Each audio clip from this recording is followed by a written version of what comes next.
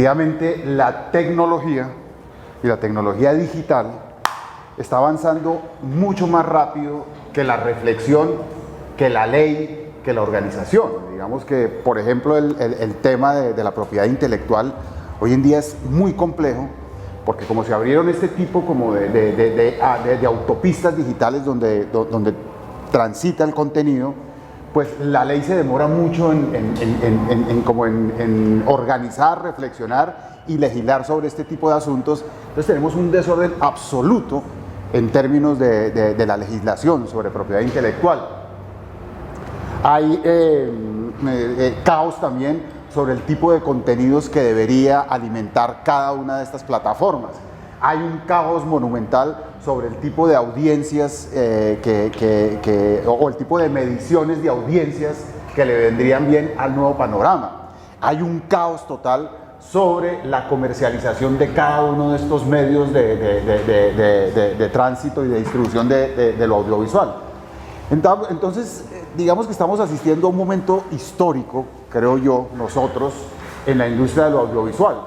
Después de haber vivido durante prácticamente casi 100 o casi 80 años de televisión y de una forma específica de televisión, que era la televisión abierta, de un momento a otro y en muy poco tiempo, pasamos a tener 2, 3, 4 y hasta 5 formas de televisión conviviendo.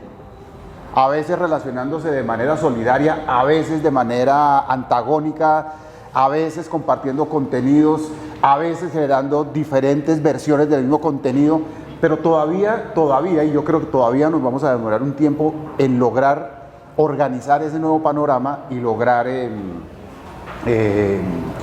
encontrar estrategias para poder asumirlo y para poder convertirlo, como venía siendo, en empresas las que producen y distribuyen contenidos sólidas. Porque en este nuevo panorama todos nos estamos viendo perjudicados, porque ni la televisión abierta está pasando por su mejor momento en términos de economía, ni tampoco la televisión de cable, ni tampoco la televisión de Netflix, a pesar, y ahorita lo veremos más adelante, a pesar de que se supone de que Netflix es una empresa muy exitosa, también tiene ciertas fisuras y ciertos problemas que no han acabado de resolver. Entonces, un poco para poner en contexto y explicar esto, me gustaría hacer un poquito de historia de la televisión y de las diferentes maneras en que ha evolucionado la televisión, y hacer un poquito de énfasis en el caso nuestro, que es un caso sui generis. La televisión, como me imagino que muchos de ustedes saben, surge inicialmente como una extensión de la radio. O sea, las telecomunicaciones son hijas de la guerra. Las primeras telecomunicaciones surgen por necesidades de estrategia militar, de poder comunicarse sin necesidad del cable, ¿no? del telégrafo y del cable. Recuerden ustedes las viejas películas de guerra o de vaqueros, que lo primero que hacían era tumbar los postes donde estaban las líneas del telégrafo, y al quedar intercomunicados los diferentes frentes que participaban en una guerra, era el caos y era el camino directo a la derrota. Entonces, la misma industria de la guerra se inventó las telecomunicaciones, que era esto de la comunicación sin necesidad de un contacto físico, utilizando el espectro electromagnético. Y de ahí, de la guerra, rápidamente derivó la radio, que se convirtió en un medio de información y posteriormente de entretenimiento, y luego surgió la televisión como una extensión de la radio, casi como una radio con imagen, que evidentemente no solamente derivó ese parentesco entre la radio y la televisión, derivó no solamente en un parentesco sobre la propiedad de estos medios y sobre la comercialización de estos medios, sino sobre la misma estética y la misma dramaturgia, que es un poco lo que nos convoca hoy. Digamos que la dramaturgia de la televisión es mucho más parecido a la dramaturgia de la radio que a la del cine. En sus comienzos. En Colombia mucha de la gente que arrancó con la televisión venía de la radio, totalmente. Venía de la radio. Los primeros dramatizados que se hicieron en televisión colombiana los dirigían Bernardo Romero Lozano y Víctor Mayarino, que eran el director de la Radiodifusora Nacional y el director de no me acuerdo, la otra emisora de radio, que hacían radioteatro en la radio. Bueno, entonces la televisión surge como una extensión de la radio. De hecho, por ejemplo, Caracol se llama, el Caracol deriva es de Cadena Radial Colombiana, y RCN es Radio Cadena Nacional. Y en México la Televisa surgió de las emisoras que tenía Azcárraga Abuelo, y en los Estados Unidos todas las estaciones de televisión surgieron de la radio. En Italia la RAI. La RAI, exacto. En general, las mismas empresas de radio, cuando empieza a surgir la televisión, tienen como una extensión de su negocio y crean la televisión. Inicialmente, la televisión a nivel comercial funcionaba sponsorizada. O sea, no existían los cortes a comerciales, sino que cada espacio se le vendía a un solo anunciante. Entonces teníamos la novela Colgate-Palmolive, que decía, presentamos hoy la novela Colgate-Palmolive, y se iba la novela durante una hora, el dramatizado, o la cabalgata deportiva Gillette, era un programa deportivo, o el programa de humor de Philips, la hora Philips. Entonces eran programas sin ningún tipo de corte a comerciales, sino que el Estado en esa época, bueno, la televisión en Colombia, y aquí hago un paréntesis, empezó de manera diferente a como comenzó en el resto de Latinoamérica y casi del mundo. Se parece un poco más al sistema europeo como extensión de la radio. Originalmente empezó como televisión de Estado, y surgió como televisión de Estado porque en ese momento, en los años 50, específicamente en el año 54, en el poder estaba el general Gustavo Rojas Pinilla, que había sido un militar que los partidos políticos liberales y conservadores habían puesto en el poder para tratar de pacificar el país, porque debido a las dinámicas de la guerra partidista entre liberales y conservadores, los conservadores que estaban en el poder habían desarrollado una represión muy fuerte, y los liberales habían organizado unas guerrillas liberales en los llanos orientales y en el sector del Tolima. Como suele suceder con nuestra historia del país, los políticos arman el mierdero y luego se hacen los huevones. Vení, yo ya que estamos hablando un poco de la evolución de la televisión, me parece que hay un momento que es muy importante, que es la televisión que se hizo en los años 50 más o menos. Por eso.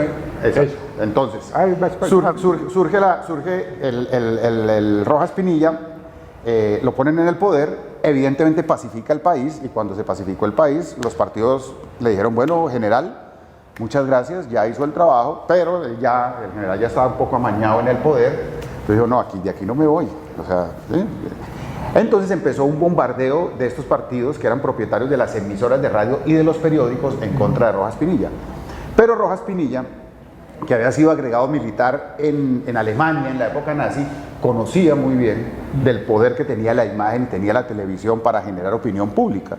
Y como no tenía ni el apoyo de la radio ni el apoyo de los periódicos, decidió él mismo traer la televisión y encargó a Fernando Gómez Agudelo, que era en ese momento director de la Radiodifusora Nacional, de que fuera y trajera la televisión a Colombia. Y fue y trajo tecnología alemana y personal cubano, de un canal cubano que había quebrado. Inauguró la televisión, que estaba adscrita a la Oficina de Información y Prensa de la Presidencia de la República. Entonces era una televisión cuyo primer objetivo era servirle de tribuna al estilo cubano o al estilo venezolano hoy en día, tribuna para el presidente, para el militar, para defenderse de los ataques de los otros medios, pero también con un perfil totalmente cultural. No había ninguna, a diferencia de México, de Estados Unidos, de Argentina, de Brasil, no surgió como televisión privada, como televisión de negocio, como extensión de la radio, sino como televisión de Estado. Y entonces, y en cabeza de Fernando Gómez Agudelo, que era un tipo de la cultura. Entonces, Fernando Gómez Agudelo lo que hizo fue atraer hacia la televisión la gente de la cultura. Y como mencionaba Juan Guillermo, trajo a la gente que hacía radioteatro y radioteatro clásico. Básicamente Bernardo Romero y Víctor Mayarino, padre, y ellos empezaron a montar en la televisión lo que hacían en la radio. Entonces, mientras en México estaban dando el derecho de nacer o la Feria de las Vanidades, aquí estábamos viendo Break estábamos viendo tragedia griega, estábamos viendo García Lorca, estábamos viendo teatro clásico dramatizado.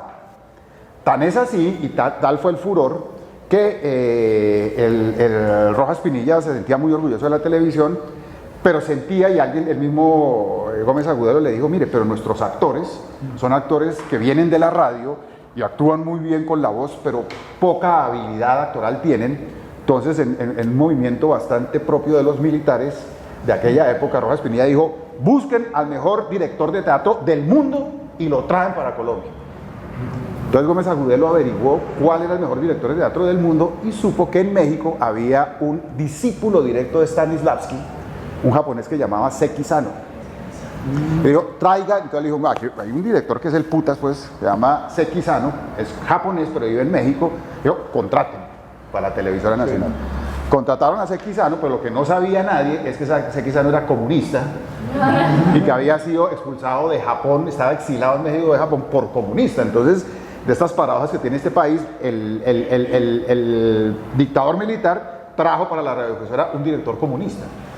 Y hay un momento muy interesante porque Seki Sano lo trajo a la televisión, estuvo solamente 2 meses, pero fue el teatro colombiano. Porque alumnos de Seki Sano fueron personajes como Santiago García, como Pepe Sánchez, como Enrique Buenaventura, como Carlos José Reyes, ¿cierto? Y Seki Sano les inoculó las ideas no solamente de Stanislavski, sino de Bertolt Brecht.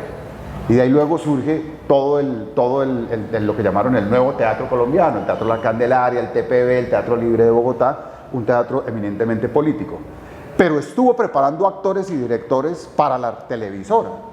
Entonces hay una cosa maravillosa porque era gente formada en el teatro clásico y además con el contacto de las mayores vanguardias dramatúrgicas y a nivel de actoral, de la mano de Seki Sano, Fausto Cabrera, mejor dicho, una cantidad de gente que estuvo ahí.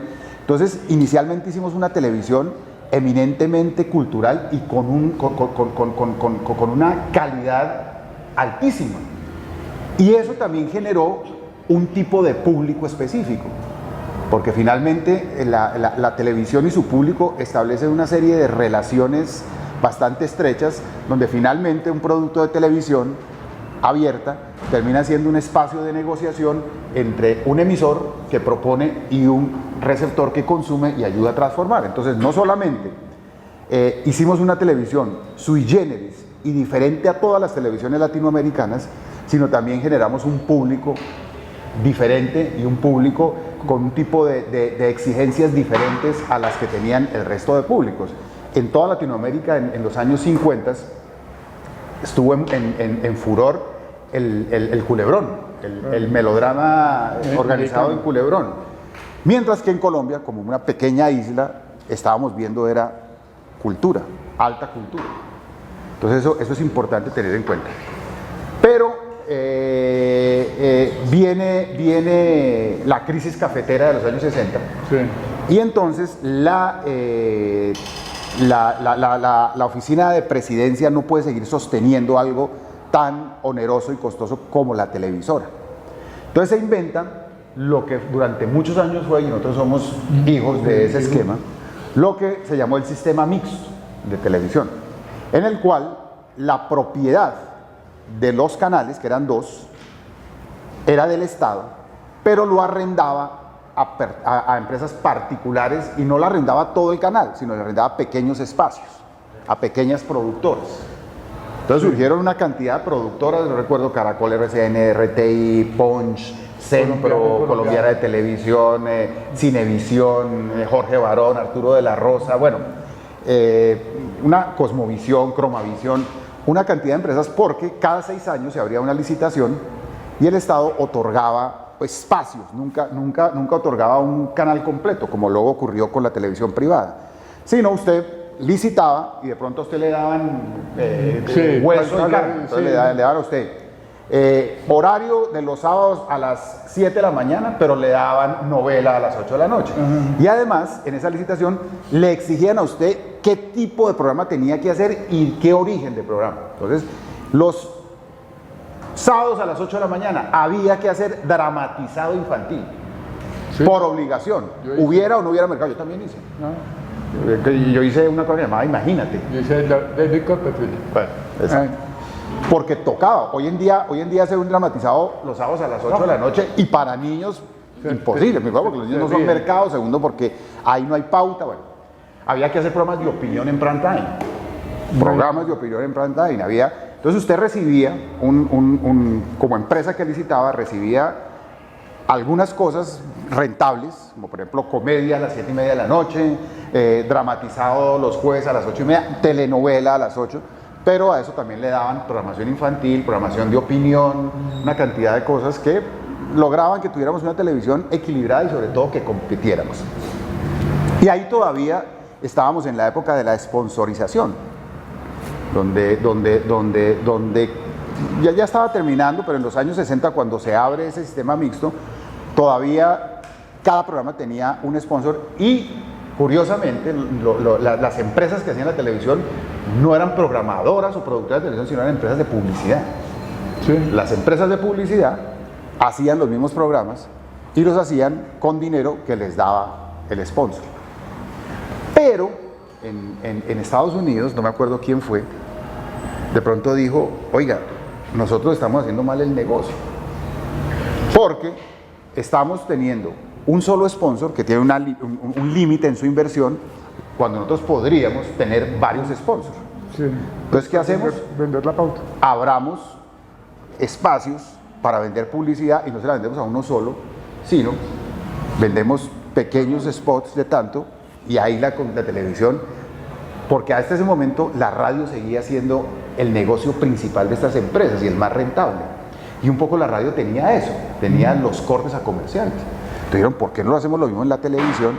Se abren los cortes a comerciales y a partir de ahí la televisión cambia fundamentalmente. No solamente se vuelve el negocio más rentable de estas empresas, sino empieza a vivir de la pauta publicitaria y segundo, transforma para siempre la dramaturgia y surge una dramaturgia de televisión donde habrá una serie de requerimientos para lograr sostener al público básicamente entre los cortes a comerciales. Entonces, esto transforma totalmente el negocio, tanto a nivel de organización de negocio, porque empieza a depender de la venta de publicidad, como el trabajo al interior de los programas. Porque entonces usted ya sabía que básicamente, y eso nos lo decían los más crudos directivos, acuérdense que ustedes escriben televisión para vender jabones. O sea, a nosotros lo que más nos interesa no es que vean el programa, sino que vean los cortes a comerciales. Entonces, ustedes son los responsables porque en aquella época nosotros marcábamos los cortes a comerciales el libreto. En el libreto iba. Y entonces la idea era, como Cherezada en Las Mil y Una Noches, que antes del corte a comerciales uno dejara una expectativa no cumplida lo suficientemente fuerte para que la gente dijera, no, ni por el putas me voy porque de pronto regresan de comerciales y me perdí el desenlace. Ajá. Y no solamente eso al interior del capítulo, sino también al final del capítulo, porque lo iban a pasar 24 horas, teníamos que volver allá. Entonces se desarrolló una dramaturgia un poco frenética, donde pudieron entrar en crisis categorías dramatúrgicas clásicas provenientes del guión cinematográfico. Sí.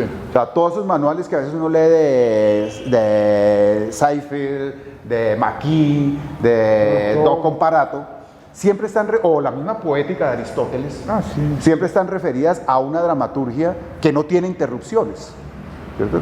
Una dramaturgia que maneja los tiempos lógicos del planteamiento, del nudo y el desenlace, que se da el lapo de tener un planteamiento donde no pasa mucho porque estoy presentando los personajes, que le da los tiempos a cada uno de los momentos, a los plots.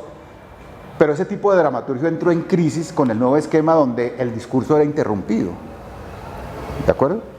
Y yo todavía no conozco el primer manual de dramaturgia de este tipo donde se haya reflexionado lo suficiente sobre esto. Este tipo de culebrón, fíjese que, o este tipo de estructura, siempre ha estado relacionado con un modelo de producción económica.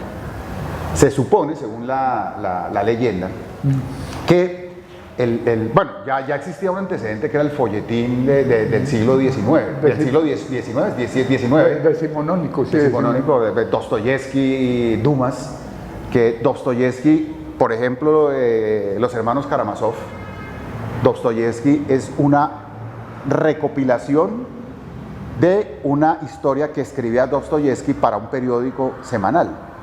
Entonces, Dostoyevsky tenía que escribir, creo que eran 8 o 10 cuartillas en cada emisión del periódico, y debía dejar en punta para que al semana siguiente la gente comprara el periódico para saber en qué iba, y lo mismo Dumas. Y al final lo que hicieron fue recopilar todo eso y sacaron la novela.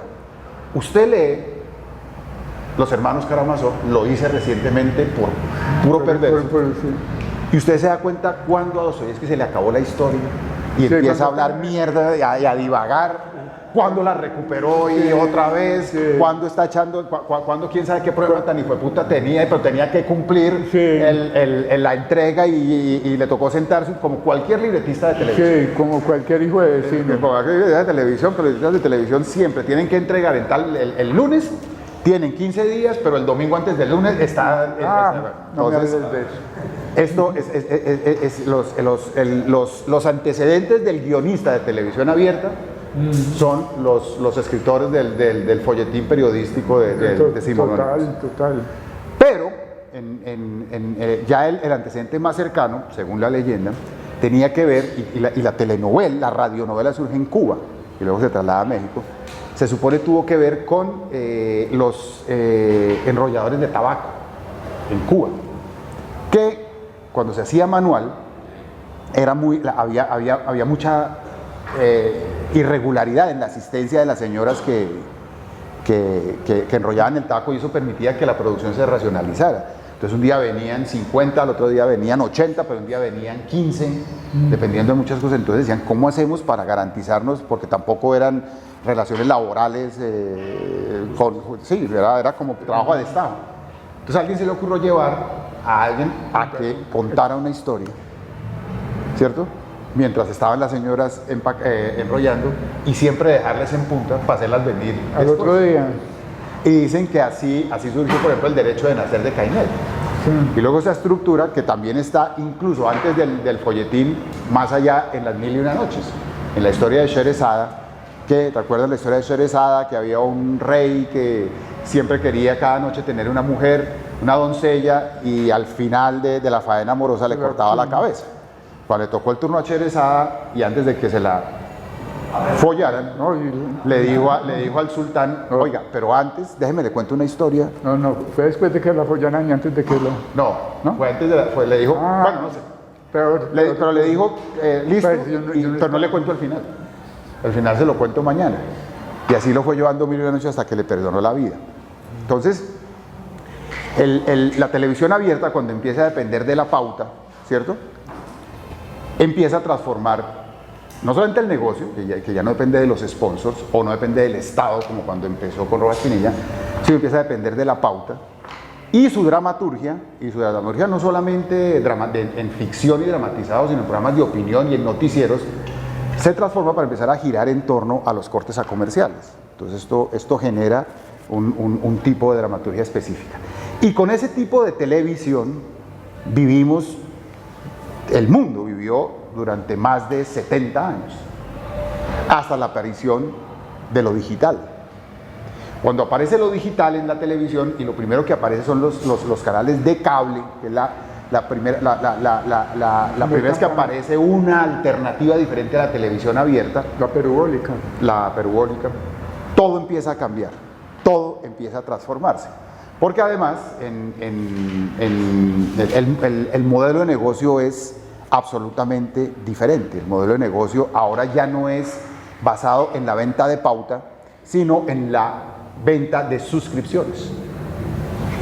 Y como se venden suscripciones, y como por ley, aunque eso se ha ido virlando, no podían aparecer comerciales, pauta, pues empieza a recuperarse la estructura clásica dramatúrgica. O sea, cambia no solamente el modelo de negocio, sino cambia también otra vez la dramaturgia. Y por lo tanto empieza a hablarse de la televisión de cable como un intermedio entre el cine y la televisión abierta. Porque también cambia otra cosa, y es que la televisión abierta es una televisión que llega. La televisión de cable es una televisión que se busca, ¿cierto? Y donde hay canales específicos, de contenido específico, diseñados para audiencias de nicho. La televisión abierta, la televisión RCN, Caracol, Canal 1, es una televisión generalista. ¿Qué quiere decir eso? Que le apunta a todo el público. Necesita de todo el público para que la inversión publicitaria sea interesante.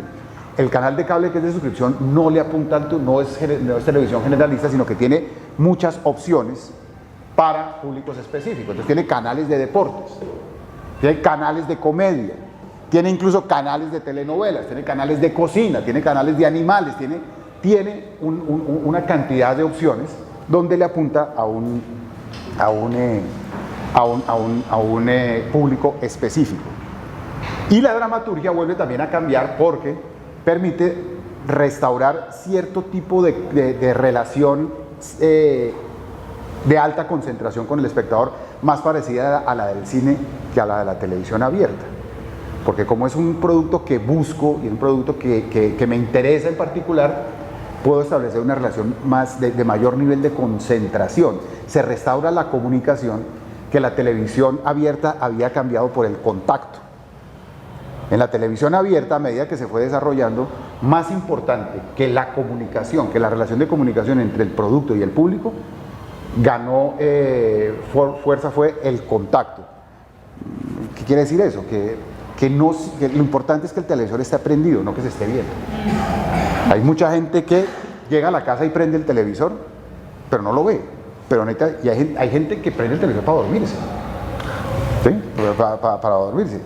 Hay una campaña que me pareció a mí buenísima y fue súper exitosa, y luego se descubrieron muchas cosas, que era una campaña que había para ciegos, para sordos. ¿Recuerdan? Que era una campaña publicitaria donde hacían una novela pero con sordos, y en ese momento el televisor se callaba. Sí. Empezaron a descubrir que cuando el televisor se callaba, la gente iba a ver qué era lo que había pasado. La interrupción del contacto genera la audiencia. Porque finalmente la televisión abierta, como les digo,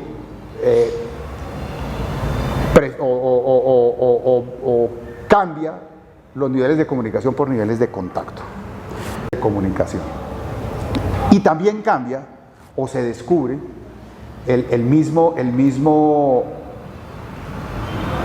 se descubre y cambia el mismo esquema de medición y comercialización de la televisión. O sea, no solamente es que cambia porque ya hay una alternativa que no vende pauta, sino que se paga la suscripción, sino que la misma televisión abierta empieza a cambiar sus niveles de medición y de inversión. ¿En qué sentido? En que empiezan a importar más la calidad de audiencia que la cantidad de audiencia. Se suele hablar de 3 generaciones de televisión abierta, que eso también está ahora revirtiéndose a nivel de la emisión, de la medición y de la inversión en pauta. La primera es la generación donde importaba la cantidad de audiencia, y eso con esa vivimos los 70 años. ¿Eso qué quería decir? Que lo que importaba era que un canal tuviera mucha audiencia. Entonces, nosotros en los años 90, Caracol Televisión en los años 90, éramos líderes absolutos porque teníamos mucha audiencia, y RCN era la segunda opción porque tenía menos audiencia. Pero nosotros éramos un canal muy popular y muy masculino. Nosotros hacíamos sábados. Hay una vieja teoría del consumo. No sé sobre qué parámetros teóricos está sustentada, pero se ha usado siempre, y es que se supone que a nivel del consumo de televisión, a los hombres les gusta reírse e informarse, y a las mujeres llorar. Entonces suponía que para los hombres eran las comedias y los noticieros, y para las mujeres las telenovelas y los dramatizados. Como le digo, no sé dónde están las bases teóricas, pero en la realidad funciona. Usted ve que empieza el noticiero y el público femenino se aleja, o que los programas de humor, el público femenino se aleja. Empiezan las telenovelas y el público femenino aparece. Sí. Rarísimo. Entonces nosotros teníamos, cuando estábamos en la época de la cantidad, teníamos un liderazgo absoluto porque nosotros hacíamos programas de humor como Sábados Felices, hacíamos telenovelas como Pedro el Escamoso, como Nuevo Río, que eran mucho de la picaresca. Y RCN tenía menos audiencia porque hacía telenovelas muy melodramáticas centradas en la mujer, de Café con aroma de mujer, La hija del mariachi. Cuando empieza el cable y empieza como a darse cuenta que también hay que tener en cuenta la calidad de la audiencia, empieza la segunda generación de televisión donde ya no importa tanto la cantidad sino la calidad. Y los mismos mecanismos de medición se van perfeccionando y ya pueden medir no solamente cuánta gente está viendo televisión, sino qué gente la está viendo. Y ahí nosotros, estoy hablando de Caracol y RCN como para ejemplificar, nosotros entramos en crisis y RCN empieza a crecer. ¿Por qué? Porque claro, para un anunciante, ¿qué preferiría? ¿Un programa que tiene 50 puntos de rating o uno que tiene 30 puntos de rating? En la primera generación yo diría pues el de 50. Pero si usted analiza la composición de audiencia del de 50 y llega a la conclusión de que tiene 80% de gente pobre y solamente 20% de gente con poder adquisitivo, surge lo que se llama el desperdicio. Ese 80% no compra, no es mercado. Entonces, ¿para qué tengo yo? ¿Para qué me sirve a mí tener 50 puntos de rating si el 80% de esos 50 puntos de rating no es mercado? Sí. En cambio, RCN tenía 30 y de ese 30, su 80% era clase con poder adquisitivo y el 20% clase sin poder adquisitivo. Entonces, la pauta, ya surgen unas cosas que llaman las centrales de medios, se rompe la relación directa entre cliente y televisión. Antes usted iba a las empresas y ofrecía la pauta en las empresas, surgen unas compañías que llaman centrales de medios que lo que hacen es analizar el rating e ir a la compañía y decirle, mire, a usted no le conviene estar en esta novela si tenga 50 puntos de rating porque ahí no está su cliente. A usted le interesa o le conviene decir, en este programa que tiene menos rating, pero la gente que lo está viendo sí es cliente para su producto. Entonces entramos en una segunda generación donde más importante que el rating es la composición, más que la cantidad, la calidad del rating. Y hoy en día, ¿cierto? Con el nuevo panorama, contra lo que se lucha es contra ese desperdicio. Y entonces hoy en día, con la data, por ejemplo, usted va sobre seguro. Con la data, usted sabe quién es su cliente y va sobre seguro sin tener ningún desperdicio. Y ahorita veremos más adelante cómo con el nuevo panorama, como siguió evolucionando, la inversión en televisión y el modelo de negocio se ha ido dispersando y ha ido como diluyéndose entre muchas opciones.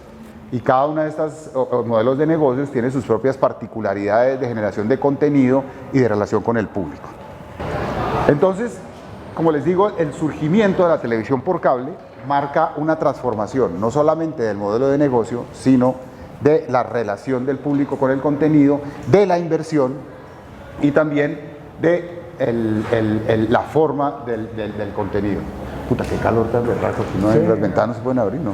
Ah, venga. Préstame eso, yo me abanico. Bueno. ¿Tú lo abanicas? Ah, bueno. Entonces, esa es lo que se llamaría la segunda generación de televisión, donde ya a las opciones de televisión abierta, ¿cierto?, le surge una competencia que es la televisión de cable. Pero surge recientemente, más o menos hace 7 años, un tercer jugador, que son los portales, que también son hijos de la era digital, ¿cierto? Y los portales entran también a mover toda la industria. Y los portales son Netflix, Amazon, Blim, Hulu y próximamente Apple. Ellos tienen un nuevo modelo de negocio, ¿cierto? Y tienen un nuevo modelo de relación con el público a nivel del contenido. Entonces, en términos de su negocio, se parecen un poco al cable y no a la televisión abierta, en el sentido de que viven es de las suscripciones. Usted paga mensual por afiliarse a Netflix o afiliarse a TV Cable. Pero lo que es la gran revolución de Netflix es la manera en que se ofrece el contenido al espectador. Hasta Netflix o los portales, Netflix es la más importante pero es la única, entonces vamos a hablar de televisión de portal. A diferencia de la televisión abierta y de la televisión de cable, que tienen en sus manos la administración de la programación, ¿cierto? El modelo de portal le ofrece a usted la posibilidad de programar como usted quiera. ¿Sí? Usted en la televisión abierta, si quiere ver Loquito por ti, o si quiere ver La Ley del Corazón, usted tiene que estar de lunes a viernes a las 9 de la noche al frente del televisor. Si usted quiere ver la comedia de Sony, La Tercera Roca, usted sabe que esa comedia la dan los lunes a las 8 de la noche, con repetición tal día a tal hora. Entonces, el poder de la administración del contenido en la televisión abierta y la televisión de cable, siendo diferentes modelos de negocio, está en manos del productor. Cuando aparecen los portales, le entregan, ¿cierto?, a el consumidor la posibilidad de determinar él mismo su modo de consumo. Y entonces el consumo empieza a parecerse menos al consumo tradicional del audiovisual y más al consumo del libro. Porque un libro usted lo puede leer a la hora que quiera, en el lugar que quiera y en la cantidad que quiera. Usted puede una noche sufrir de insomnio, no dormir, coge un libro, una novela, la abre y en su cama la lee hasta que le coge el sueño. O usted puede en un vuelo, saca el libro, lo lee. Eso ocurre con el contenido de portal. En el contenido de portal, incluso ya existen dispositivos, usted puede consultar estos portales en su teléfono celular, usted puede ver su serie, si quiere capítulo y medio, 2 capítulos, o vérsela toda, donde quiera y a la hora que quiera. Y esa es la gran novedad que trae la televisión de portal. Su modelo de negocio, como les digo, es parecido al modelo de la televisión de cable, pero la forma en que administra el contenido es totalmente sui generis y diferente. Por eso, cuando uno le vende un contenido a Netflix, ellos no lo ponen en su portal hasta que no esté completo. O sea, nosotros tenemos varios negocios con ellos y nosotros tenemos condiciones de entrega porque ellos no ponen ningún contenido hasta que no lo pongan completo, de tal forma que el espectador o el cliente lo pueda consumir como le dé la gana. ¿Ah? Toda la temporada si quiere, o ver 2 capítulos hoy, 3, 1. ¿Se podría decir entonces que los portales también han contribuido a que se diversifiquen de nuevo los géneros dramáticos? Por supuesto. Por supuesto. Ahorita hablamos de eso porque es interesante, pero por supuesto que sí. Porque ellos tienen claro que está cambiando, pero ellos tienen que también es muy parecido al sistema gringo de temporadas. Ellos tienen una medida que va entre 10 y 13 horas por contenido. Cuando usted tiene poco tiempo para desarrollar el contenido, puede ensayar cierto tipo de géneros que no están diseñados para los ejercicios de dilación. Por ejemplo, la telenovela o el melodrama, como lo hacemos nosotros, es un género que está basado en la dilación. ¿Entiendes? Y además es el único género que nosotros podemos hacer porque nosotros como economía, esto es complejo, voy a tratar de detener, entre la relación entre género dramatúrgico y forma de emisión. Las empresas de televisión están en un contexto económico al cual tienen que responder. Colombia, México, Latinoamérica en general, salvo México, pero ni siquiera es México a veces coquetea con el segundo mundo, pero muchas veces es tercer mundo. Pero nosotros en el tercer mundo tenemos economías débiles, no tenemos economías fuertes. Por lo tanto, cuando hacemos un programa de televisión incurrimos en unos costos fijos, que son construcción de escenografía, tenemos construcción de vestuario, música, en fin, una cantidad de libretos, una cantidad de insumos que necesitamos diferir en el tiempo, como cualquier negocio. Usted pone una panadería, es una inversión inicial, y su panadería le va a empezar a ser rentable a los 3 meses, no al otro día va a ser rentable. Como nuestra economía es débil, nosotros necesitamos mucho más tiempo para diferir esos costos. Más o menos, aunque no se puede decir que es una ley fija, en Colombia, para que un dramatizado logre punto de equilibrio en condiciones normales, debe tener mínimo 50 emisiones. A partir de la emisión 50 en condiciones, hay unos que son muy exitosos, lo van a tener antes, a la altura del capítulo 40. Y hay otros que se van a demorar mucho, pueden ser 60, pero una medida normal son 50. Antes de 50 capítulos en Colombia es, o en México, o en Argentina, o en Brasil, es absurdo hacer televisión, o sea, no es negocio, porque no alcanzan, y por eso también necesitamos emitir diario, ¿cierto? Nosotros no nos podemos dar el lujo de emitir semanal, lo hacíamos cuando el Estado lo obligaba, pero era un negocio muy complicado y lo compensábamos con otras cosas, y también la economía era otra. Pero hoy en día, si usted no hace 50 episodios de una serie, ya en el arranque no hay negocio. Por eso ustedes no ven aquí series cortas, salvo algunas cosas muy especiales. Y además, como empresa, si usted a los 50 empieza a rendir, usted con mentalidad de negociante, porque es empresa privada, pues lo mantiene hasta que le dé. Sí, o sea, si usted es un panadero, vuelve a la panadería y usted montó su panadería, empezó a vender roscones, a los 3 meses se le hizo rentable, y ahí usted puede quedar toda la vida vendiendo roscones. Usted nunca va a decir, oiga, voy a cambiar a empanadas porque es que de pronto la gente se me aburre. Yo hice una novela que se llamó, escribí y produje una novela que se llamó Pedro el Escamoso. Esa novela, al final yo ya no podía ir ni a mi casa, hermano, porque ya mi familia me decía, ¿cuándo va a acabar esa mierda que está tan larga? Pero esa novela tuvo como 700 episodios. Uy, ya hubo 2 años donde todo era ganancia. Entonces, el rating se bajaba, pero no importaba un culo, porque es que ya todo era ganancia. Entonces, nosotros íbamos a donde Pablo, eso pasó 3 administraciones, hermano. Íbamos allá a donde Pablo, acabemos esta novela, por favor, que no queremos seguir escribiendo. Me importa un culo, sigue. Padres e hijos.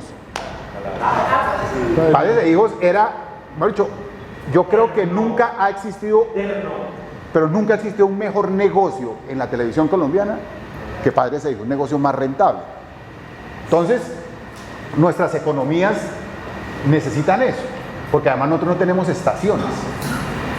Los gringos hacen este tipo de duraciones cortas, porque ellos tienen temporadas, y temporadas tiene que ver con temporadas del año. Ellos saben que en verano se van de vacaciones, ellos saben que la primavera es para una cosa, que el invierno es para guardarse, y ellos, entonces por eso organizan esto y hacen duraciones cortas, y además ellos tienen una economía que les permite hacer pocos capítulos y un solo capítulo recuperar monstruosamente. Ellos pueden, imagínense ustedes casos como Seinfeld, ¿cierto? Media hora, capítulos de media hora, 5 actores. Cada uno de esos actores en su momento pico ganaba $1 millón por episodio. O sea que nomás en elenco eran $5 millones, ¿cierto? Esa novela, esa comedia, vendía por emisión $50 millones. $50 millones no lo vende una telenovela de 200 capítulos en Latinoamérica. Entonces digamos que a veces a uno le dicen, oiga, pero ¿por qué aquí no hacen cosas así como los gringos de 13 capítulos? Pues huevón, pues porque no hay plata para hacerla y no hay mercado para hacerla. ¿Ok? Ahora, eso obligó también, y también un tipo de razones culturales, a que nosotros tuviéramos que buscar los géneros a los que le viniera bien ese modelo de negocio. Porque, por ejemplo, un thriller no puede durar más de 2 horas. Sostener una tensión y una intriga por más de 2 horas es absolutamente imposible. Una comedia de situaciones.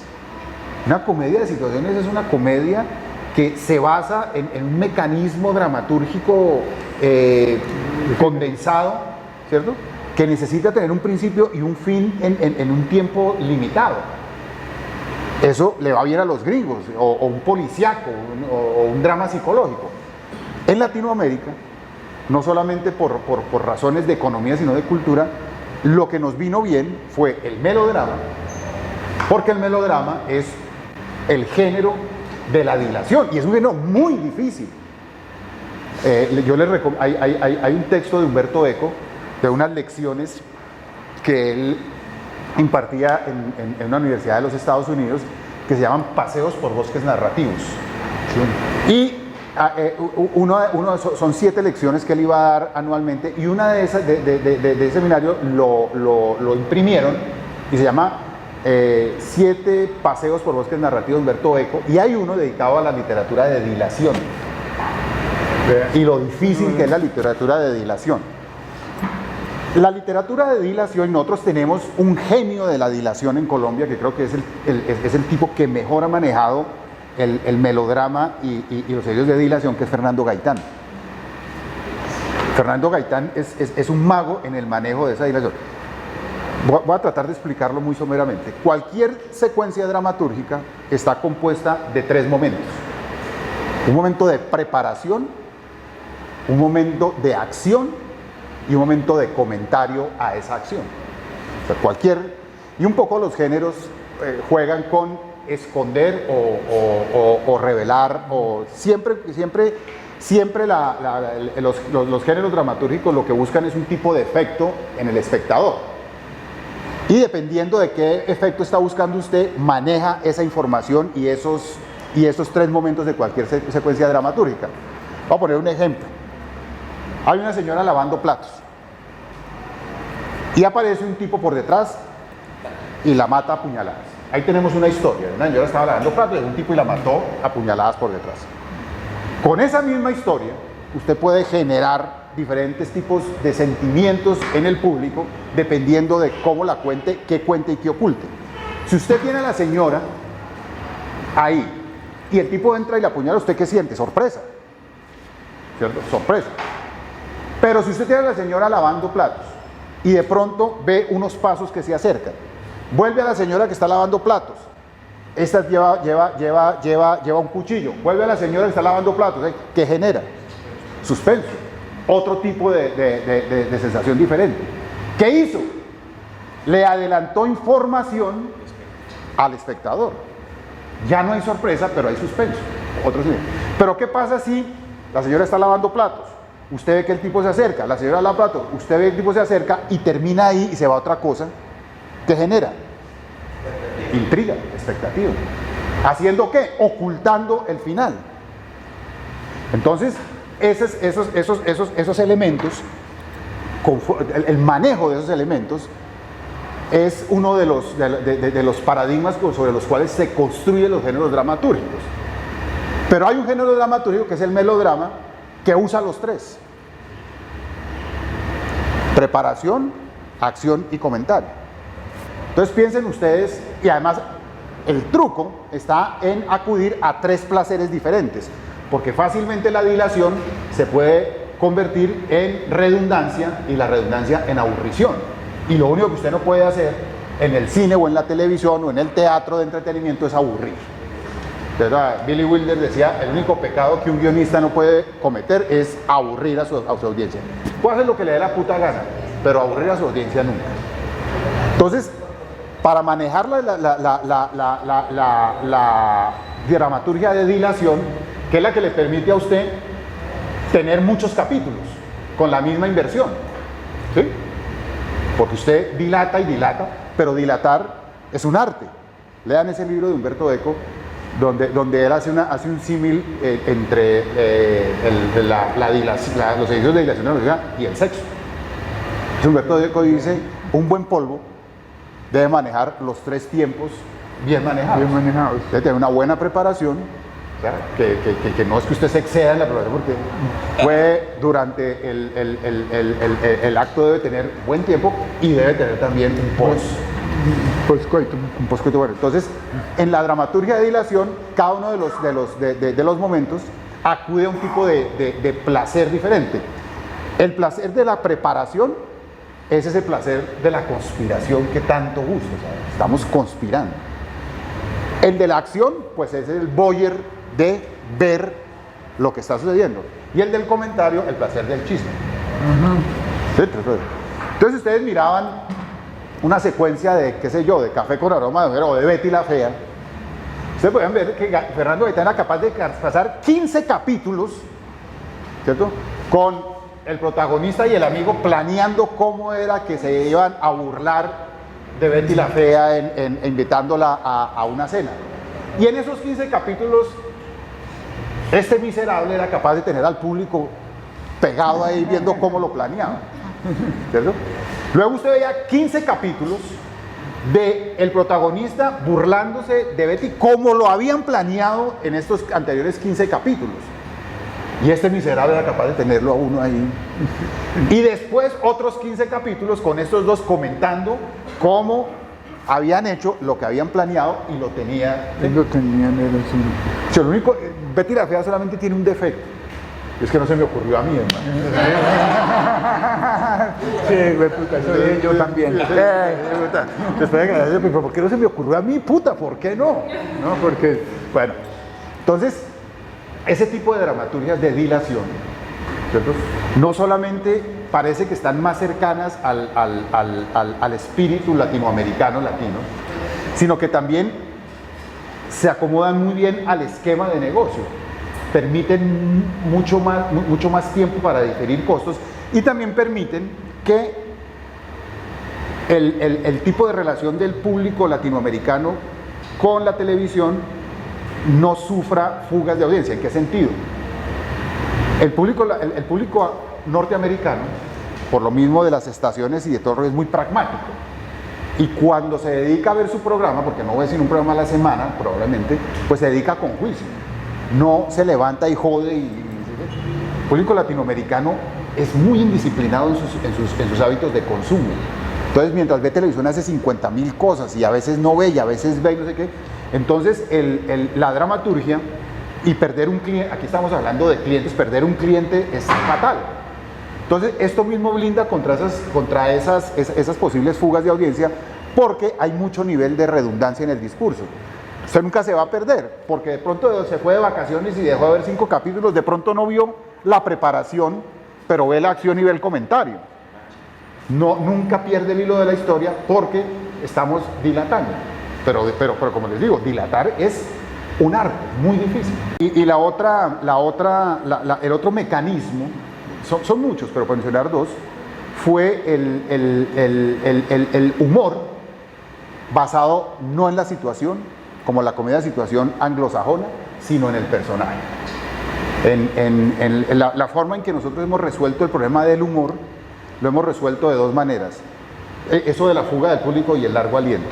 O con discursos fragmentados, estilo Sábados Felices, donde ese programa dura 3 horas, los sábados dura 3 horas.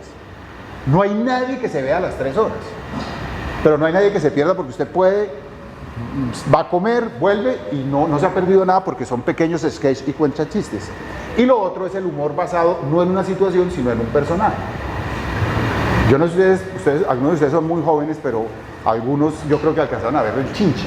Claro. Bueno, El Chinche no admite absolutamente el más mínimo nivel dramatúrgico. Ahí no hay dramaturgia. En El Chinche no hay planteamiento, nudo, desenlace, ahí no hay nada. Ahí hay una situación y unos personajes improvisando y unos personajes generando relaciones y haciendo performance alrededor de una situación muy básica. Es más parecido al circo que a la dramaturgia.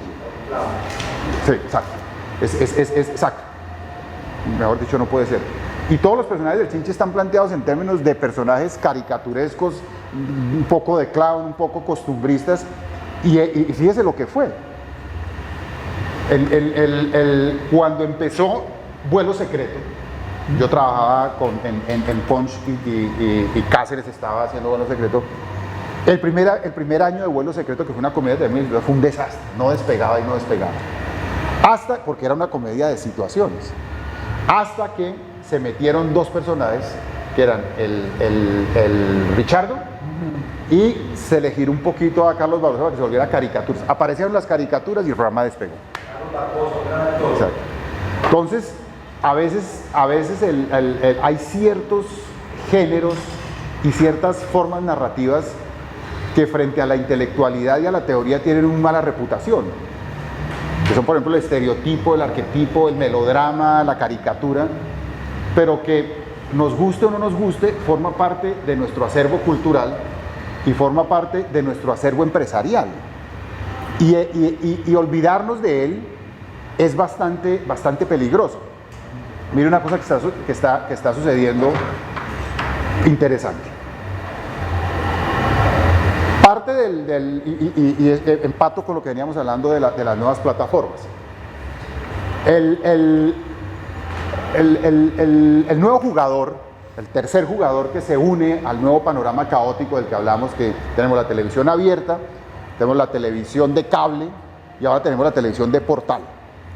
Los portales viven de las suscripciones, pero los portales, a diferencia de la televisión por cable, tiene un altísimo nivel de inversión en producción por su mismo modelo de negocio. Entonces ellos necesitan crecer. Quisiera interrumpir un momentico aquí la grabación. Sí. Yo hice hace muchos años una película que se llama La Pena Máxima, pero hice este año una versión mexicana, con cast mexicano, que se llama Tuya Mía Te La Apuesto, porque es un dicho del locutor más importante de México de fútbol, como nuestro cantante del gol, que dice, tú, tranquilo, él dice, es mía, tuya, te la apuesto. Le pusimos a hacer la película y es La Pena Máxima, pero con cast mexicano y hecha para México. La presenté en Colombia, me fue muy mal en Colombia, pero perverso. La presenté en México y me fue regular. No fue un desastre, pero tampoco era lo que yo pensaba que iba a ser. ¿Sabe quién me salvó la película? Netflix. ¿La compró? Porque Netflix me la compró para los Estados Unidos, porque tengo un actor mexicano que es muy popular. Y Netflix me dijo, ok, se la compro, pero le doy un precio si usted la estrena en los Estados Unidos. Pero le doy otro precio si no la estrena.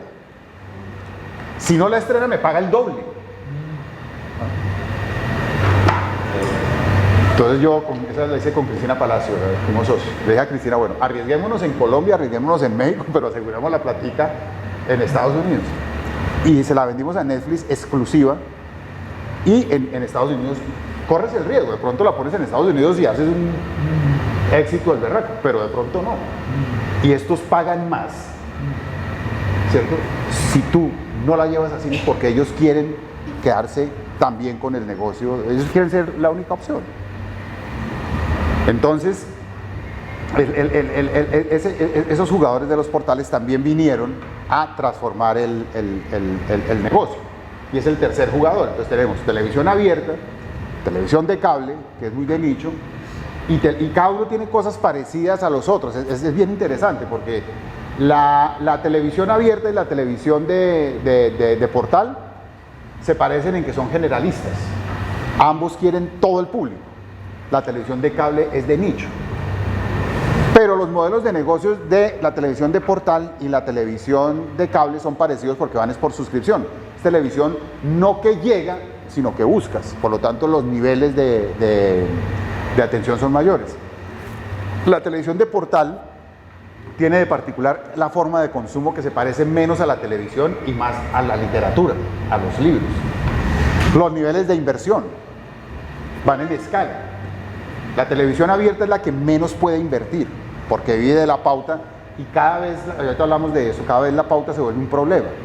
El cable, que es panregional, o sea, el cable no es de un país, sino es panregional, pues puede invertir más porque tiene suscriptores y todo.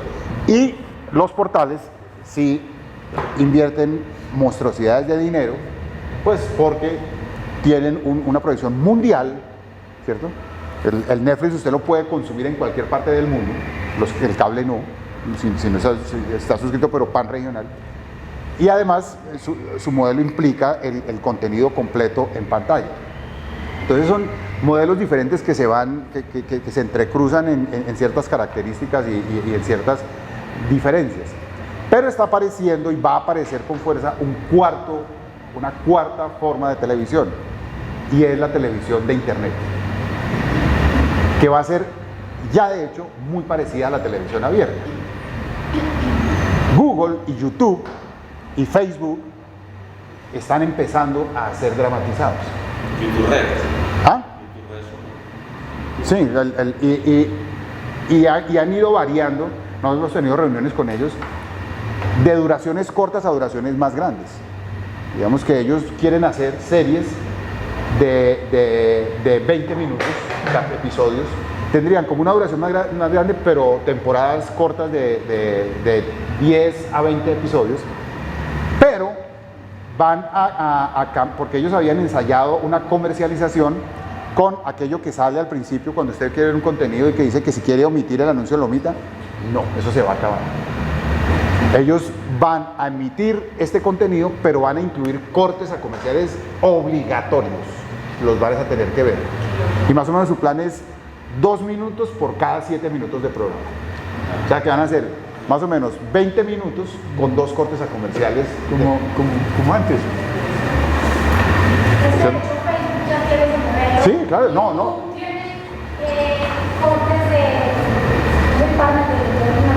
Pero obligatorios. No.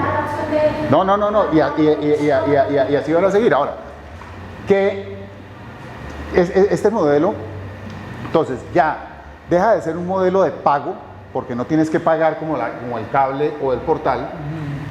Es un modelo free, como la televisión abierta, pero ¿cuál es la diferencia? Es universal. Que de hecho ya se están ensayando ciertos videitos que uno los arranca a ver en Facebook y en la mitad en la mitad te sueltan la pauta y te jodiste, la tenés que ver. O sea, es la dialéctica, ¿no?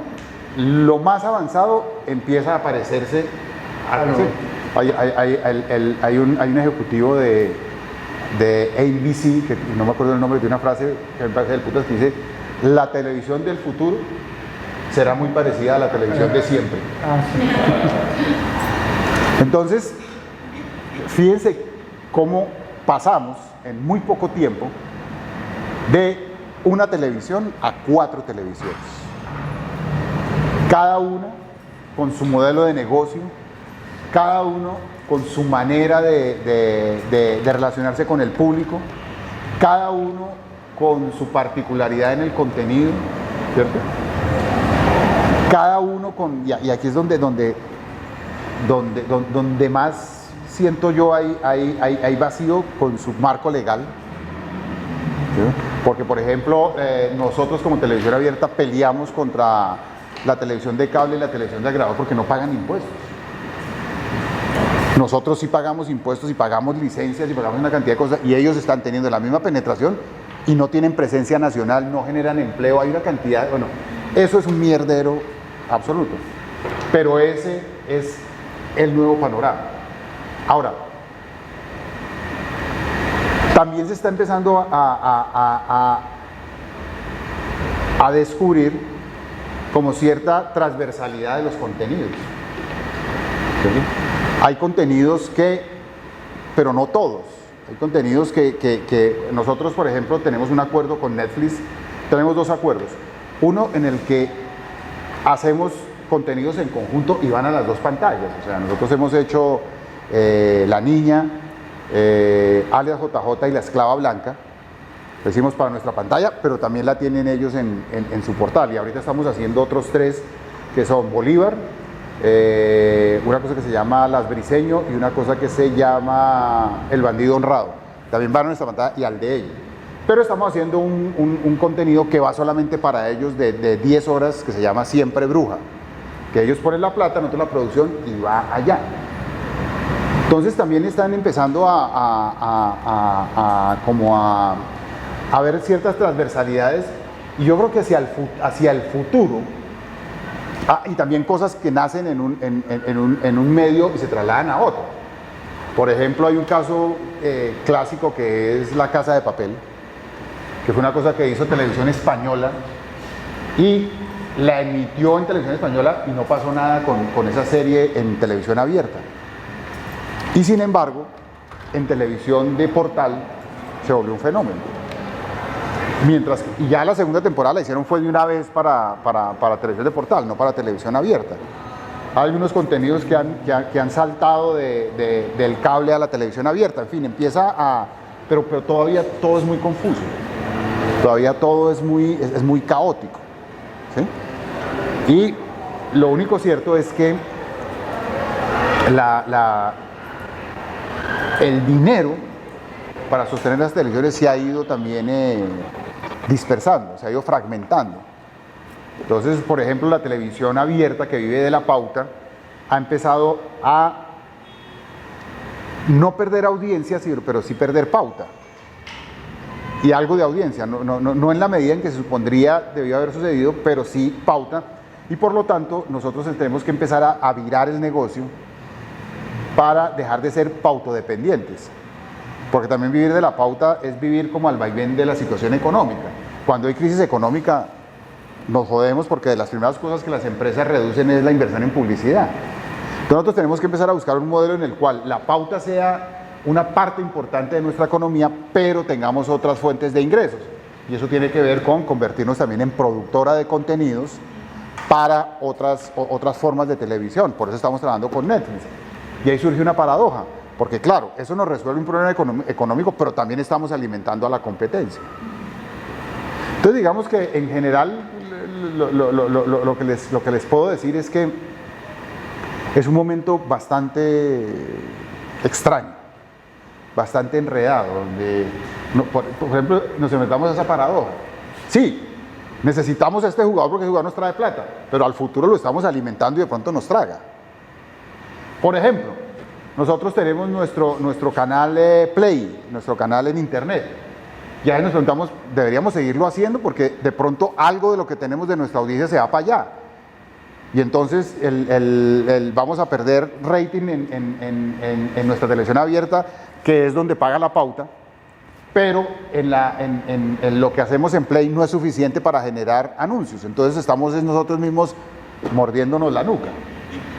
Entonces hay una cantidad de paradojas que todavía no tiene una respuesta clara y contundente y que nos tienen como todos los días, día a día, ir analizando qué es lo que está sucediendo y dónde debemos estar, dónde no debemos estar.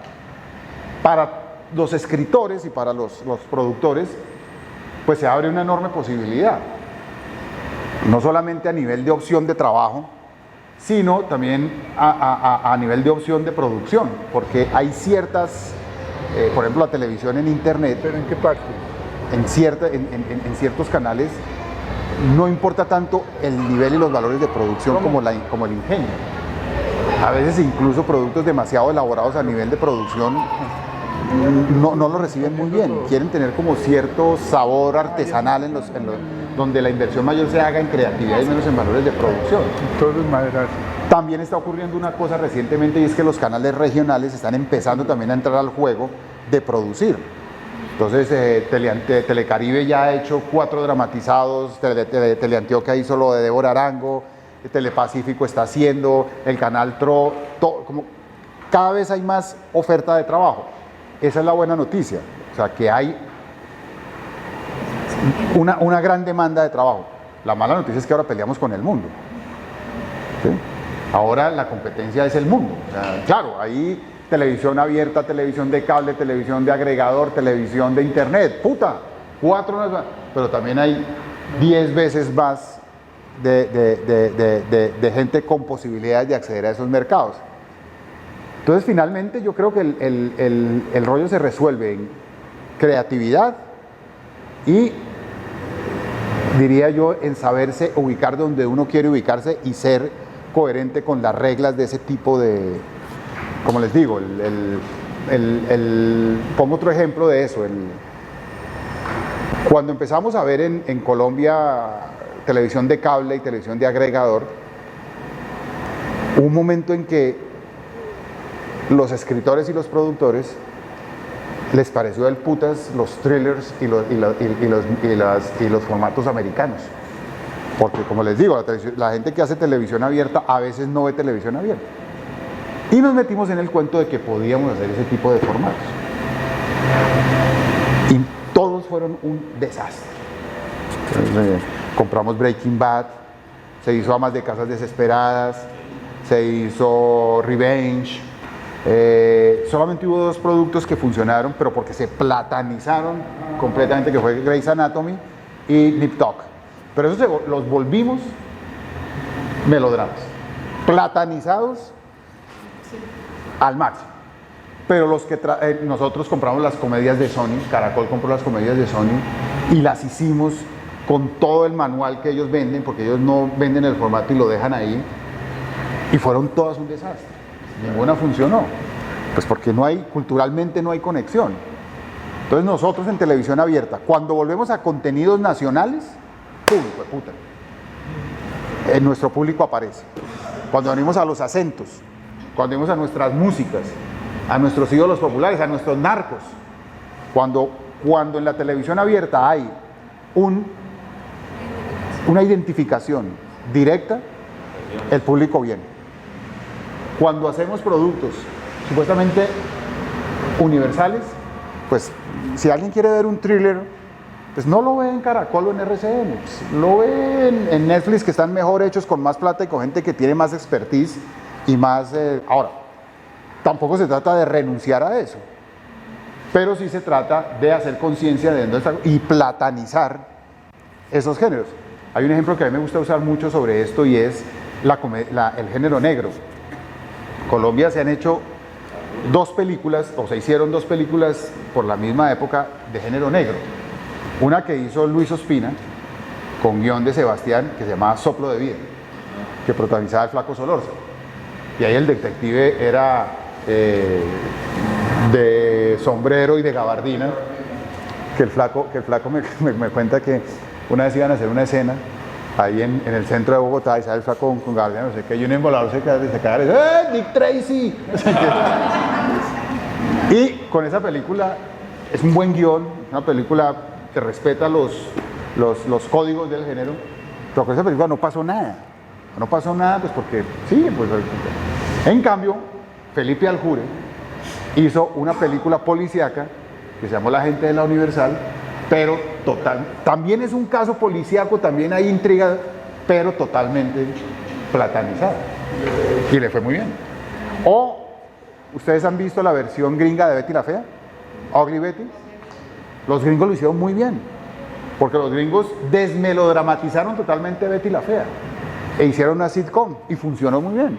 O sea, en Betty la Fea gringa no hay historia de amor entre el jefe y la secretaria, lo que hay es una relación de complicidad. Todo lo cambiaron conservando el espíritu de la lucha de una fea por abrirse campo, pero le limpiaron todo el melodrama, porque a los gringos cierto tipo de melodrama no les dice mucho, en cambio cierto tipo de situación dramática les dice más, y les funcionó. Entonces, ahorita que el panorama es universal, uno como escritor y como productor, lo que tiene que tener claro es a qué cultura pertenece y cómo desde su cultura puede acceder a la universalidad. O sea, por alguna razón no nos va bien la escritura del thriller clásico y tampoco el público lo consume como lo puede consumir en otras latitudes. Si queremos hacer thriller, pues miremos a ver de qué manera. Y fíjense los ejemplos que les doy de lo que está pasando con Luis Miguel y con La Casa de las Flores. No se lo esperaban y les estalló, y es como esas vainas que tienen que ocurrir para uno volver a la evidencia. Puta, pues claro. Entonces, no sé si contesté su pregunta de que me morí un poquito, pero... No, es decir, o sea, yo había propuesto, pues, como dices, esto en 3 partes, pero es que, hermano, yo creo que con esto tenemos una cartilla detallada de cómo... Sí, no sé si tienen preguntas. No sé si ya quisieran referir, porque habíamos dicho que hablar un poquito sobre el tema del cine, buscando los bienes proyectos, no sé si de entrada quieran hablar, que algo que refiera un poquito ya... Si hay algunas preguntas concretas sobre lo que hablamos de hablar.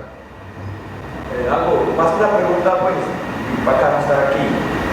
Hombre, y ese fenómeno pasa en Antioquia. Las paisaneadas no les gustan a los paisas. Cuando usted monta algo paisaneado. Pero no le gustan. No, es que no, ojo, porque es que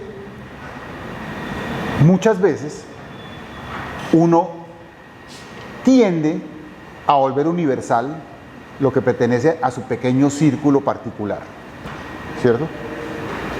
De pronto, no sé, lo digo por la experiencia que tengo yo y en televisión. Nosotros, por ejemplo, cuando ponemos cosas costeñas, hay una cosa rarísima, pero yo siento que la verdadera cultura colombiana es la cultura costeña. Nosotros somos caribes, o sea, es rarísimo, pero ponemos un producto costeño y lo ve todo el país. Todo el país. Todo el país. Nosotros, cuando no tenemos algo costeño en pantalla, sufrimos. Nosotros ponemos algo costeño y el país se convoca ahí. Y fíjese que Carlos Vives, García Márquez, Shakira, Falcao, Julio Mario Santo Domingo, hay una vaina caribe muy fuerte en nuestra cultura. La segunda región es Antioquia. Y cuando nosotros ponemos contenido paisa, Antioquia se dispara. Se dispara. Entonces acabamos de hacer La Reina del Flow y se disparó Antioquia. Y tenemos ahorita Loquito por ti y Antioquia, o sea, en nuestras mediciones, Antioquia está ahí y estos son productos, y cuando hicimos Las Hermanas Calle, más arrabalero y más, ahí está el público antioqueño.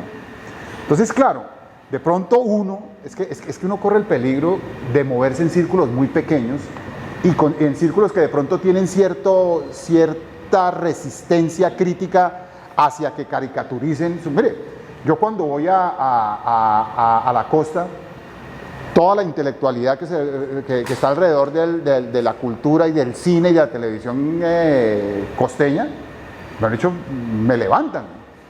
Es que lo que hacen ahí con eso, no, así no somos los costeños, pero el público masivo está ahí. Y lo mismo ocurre con el público paisa cuando ponemos cosas paisas y muy paisas. Entonces, claro, ustedes lo sienten así, pero ustedes, pero los paisas o sea, el paisa como público, como masa, como están ahí. Entonces, digamos, hay que tener, cuando hablas de entretenimiento, porque es que hay, digamos que la dramaturgia tiene muchas manifestaciones, ¿cierto? La dramaturgia y la cultura tiene una dramaturgia que va del entretenimiento al arte y ensayo, y ambas son absolutamente necesarias, ¿cierto? Y entre esas dos hay una enorme cantidad de grises, ¿verdad? Que usted decidirá en qué gris se ubica. Cuando hablas del entretenimiento, tienes que hablar de público masivo. O sea, el entretenimiento, si no es masivo, fracasa. El arte y ensayo no tiene que ser masivo. El arte y ensayo solamente debe respetar la relación del autor con su obra. Y el arte y ensayo es tan importante para una cultura como el entretenimiento, porque solamente en el arte y ensayo los lenguajes se renuevan. Solamente cuando no se piensa en el público, sino se piensa en la obra, es posible renovar lenguajes, renovar temáticas, renovar códigos éticos, contextos, solamente ahí. Cuando se asoma el público empiezan a haber problemas. Y lo más curioso de todo es que luego el entretenimiento se alimenta de estos descubrimientos para no perder arraigo con el público. Yo siempre he sido amigo y defensor de que a nivel del cine, entre el cine de entretenimiento y el cine de arte y ensayo no hay una relación de antagonismo y oposición, sino debe existir de solidaridad y complementariedad, porque se necesitan. El cine de entretenimiento necesita los descubrimientos del cine de arte y ensayo, o si no se va a rezagar con respecto al gran público. Fíjense ustedes que el 90% de los descubrimientos que ha hecho el cine de arte y ensayo, luego los ha capitalizado el entretenimiento. Les pongo algunos ejemplos. El jump cut. El jump cut se lo inventó Godard en los años 60 en Sin Aliento, y hoy en día no existe ninguna película de acción de Schwarzenegger que no use el jump cut. La cámara al hombro, documental que hizo el cine verité y todo el rollo, hoy en día todo el cine de entretenimiento lo usa. Los sistemas de actuación, los sistemas de edición, las dramaturgias. O sea, Pulp Fiction es una película de entretenimiento que usa unas dramaturgias que intentó Pasolini en la trilogía de Las Mil y una Noches, todo, que era descomponer. Entonces, digamos, y entre estos dos extremos hay muchos grises, como les digo. Pero cuando hablas de entretenimiento y cuando hablas de televisión, la televisión está en el entretenimiento, no hay televisión de poco público, por los costos y por todo lo que implica. Y a veces, cuando nos referimos al entretenimiento, corremos ese riesgo de pensar que lo que piensa nuestro pequeño círculo es lo que piensa el gran público. Entonces, estás equivocado cuando dicen que es que el paisa se resiste al contenido paisa caricaturesco. Te lo digo con conocimiento de causa. Ponemos contenido paisa y los niveles de audiencia en Antioquia se nos disparan. Dígame, ¿cuándo me callo? Y es una cosa que le agradecemos, ¿no? Mucho, estamos muy agradecidos. Entonces, yo creo que con esto damos entonces final al espacio abierto. Les queremos agradecer también a ustedes la asistencia. Ahorita los que vienen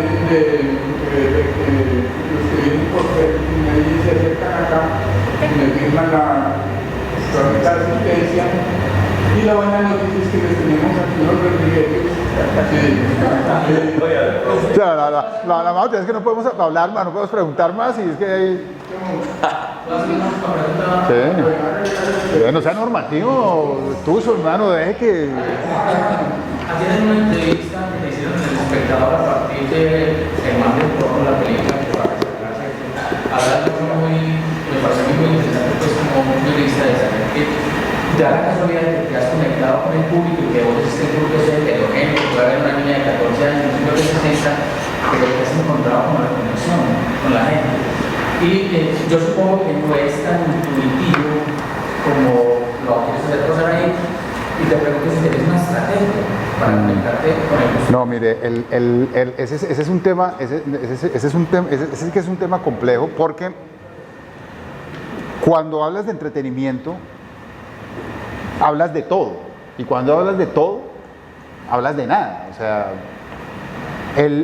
yo creo que en el caso del gran público, el primer referente y el referente inicial al cual le tienes que apostar eres tú mismo. Solamente porque si no te vuelves loco. O sea, además es que ese es un tema para... Porque es que miren, hay una cosa que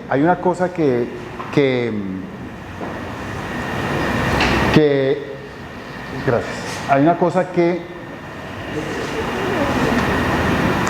con la que, y eso que yo trabajo en el centro de eso, con lo que yo peleo y no estoy de acuerdo, y es con las investigaciones de audiencias. ¿Cierto? Los canales se gastan millones de pesos en investigaciones para saber qué le va a gustar al público. Y lo último que tenemos es esa cosa. ¿A usted qué le gustaría ver? La gente siempre responde lo último que le gustó ver, no lo que le gustaría ver. Yo lo conoce, ¿no? Es que usted cómo va a saber lo que le va a gustar. O sea, es un contrasentido filosófico. Usted sabe lo que le gusta, pero no lo que le va a gustar. Es lo que le ha gustado. Claro. Hay un libro que les recomiendo que se llama Creatividad S.A. Es de un tipo que se llama Ed Catmull. Él fue junto con Steve Jobs y otro que ahorita no recuerdo el nombre, los creadores de Pixar. ¿Sí? El tipo cuenta en ese libro cómo cambió la composición presupuestal de Pixar, ¿cierto? A partir de estas experiencias de se gastaba creo que $500 millones en investigaciones, preguntándole a la gente qué quisiera ver, igual se equivocaba. ¿Sí? Y entonces dijo, pues, cambio, y entonces dedica $100 millones las cifras pueden estar equivocadas, a investigación, y deja 400 para corrección de cosas una vez terminada la película y mostrada al público. Que dijo, es un absurdo estar gastándose millones de pesos preguntando a la gente qué quiere ver. Y el algoritmo de los agregadores lo que van a dejarlo no es en un loop, porque le están mostrando lo que uno está viendo y le están impidiendo asomarse a otras cosas que de pronto le van a gustar. Entonces, cuando yo empiezo una película, yo no pienso, créame y lo juro por Dios santísimo, yo no pienso en el público. Lo que pasa es que por alguna extraña razón, el público y yo, al público a mí nos gustan las mismas cosas. Entonces, lo único que pienso yo es en historias que yo quiero contar y que quiero decir, y que mire, lo mismo en televisión. Uno en el entretenimiento vende emociones, y las emociones son verdades. O sea, cuando usted se miente, eso se nota. La materia prima del entretenimiento es el corazón, es el convencimiento. Entonces, yo siempre cuento las historias que quiero contar. Ahora, luego viene como un periodo posterior. No voy a decir que soy un autor, pues no. Pero luego viene un periodo posterior en el cual ya dejo de pensar como guionista y empiezo a pensar como productor. Y empiezo a pensar en cosas, ¿cierto? Que eso que inicialmente pensé, ¿cierto? Le llegue, o por lo menos no aleje públicos. Pero es posterior. En la génesis nunca pienso en el público, y a los escritores de Caracol y a los escritores de trabajo les digo siempre, no me piensen en el público todavía. Primero concibamos la historia, primero concibamos los personajes, primero concibamos todo de acuerdo a que nos emocione, a que usted lo emocione, a que usted esté poniendo su corazón ahí. Después de eso, ahora pensemos ya no en dramaturgia, sino en producto. Y a partir de eso empecemos a buscar en eso que ya hicimos, donde hay conexiones y desconexiones. Por ejemplo, voy a decir cosas desordenadas, pero para mí es importantísimo los niños. Los niños. ¿Sí? Y aquí soy súper pragmático. Un niño con ganas de ir al cine son 3 espectadores. Multiplique por 3. ¿Sí? O sea, un niño no va solo a cine, y el papá no lleva solo al niño a cine, sino lo lleva. Entonces usted ahí, y yo siempre me preocupo que en las películas, bueno, el mal del porno es una cosa sui generis, pero siempre trato de que yo hago un público familiar. Entonces, por ejemplo, es increíble, pues son cosas tan elementales y sencillas, ¿cierto? De mercadeo, de puro mercadeo. Yo creo que el gran aporte mío al cine colombiano es el cine sin groserías.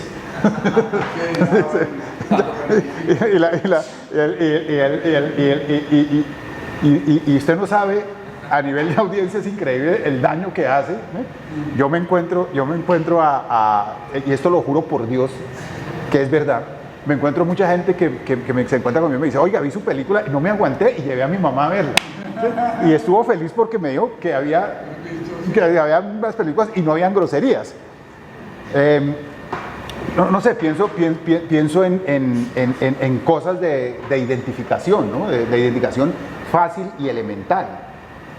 Desde los nombres de los personajes hasta sus entornos. O sea, pero es más por, digamos, hay un elemento de azar y de suerte que me combino, y es que el cine colombiano, y yo lo respeto e incluso participo como productor en muchas películas que son totalmente diferentes a las mías, el cine colombiano se especializó en personajes marginales, pero salvo Víctor Gaviria, hizo películas marginales sobre personajes marginales. ¿Cierto? Porque no necesariamente hablar de la marginalidad genera un cine marginal, un cine de poco público. O sea, Víctor hace una película como La vendedora de rosas sobre un personaje y un universo marginal y mete 700.000 espectadores. Eso es se necesita maestría para hacer eso. Y lo mismo sucedió con Rodrigo D. ¿Sí? Pero en general el cine colombiano se enfocó en la marginalidad, pero sin lograr hacer un cine no marginal. Las películas que yo hago son sobre personajes comunes y corrientes. Yo no hago cine sobre realidades marginales, hago cine sobre la clase media. Y realmente la clase que define una identidad es la clase media. La que consume algo. Y la que consume. La que consume, pero también la que define sí, de acuerdo, y la que define una identidad. Las clases altas y las clases bajas de los diferentes países se parecen. Usted mira Ciudad de Dios, mira de perros de gatos y ratones de la ecuatoriana, mira películas latinoamericanas de clase baja y la clase baja y marginal se parece, y las clases altas también se parecen. La clase media de cada país es diferente, ¿cierto? Y la clase media, como usted dice, pues es la mayoría. Y hay un elemento de consumo pues que tampoco puedo, ¿sí? También tiene que ver con el género que escogí, porque es que el entretenimiento, realmente quien consume entretenimiento, consume una experiencia emocional primaria. Quien consume entretenimiento es como quien va al teatro, como quien va al estadio de fútbol, como quien va al circo, o como quien va a la fiesta. Va a un ejercicio de catarsis emocional, no a un ejercicio de reflexión intelectual. Hay espacios para eso y hay cine para eso. El cine de entretenimiento y los discursos de entretenimiento son discursos elementales que acuden a emociones elementales, básicamente al miedo, al suspiro y a la risa. O sea, lo que son las películas de horror, las comedias románticas y las comedias tienen ese tipo de componentes. Yo hice una película que fue la locura, nadie la esperaba, que fue El Coco, que combinaba horror, risa y niños. Puta, ¿cómo no iba? Es una película que hizo 1.300.000 espectadores con una inversión muy baja, porque es una película hecha en una locación, pero yo ni me la esperaba y convocó eso. Aprovechando que se está tomando ese tinto, Se nos pierden los palitos. vamos a tenerlo el otro año más veces. De hecho, me callo, man. Que entonces me callo. No, tenemos que dar paso al otro espacio y a la gaseosa de los refrigerios ya se están acabando las burbujitas. Vamos.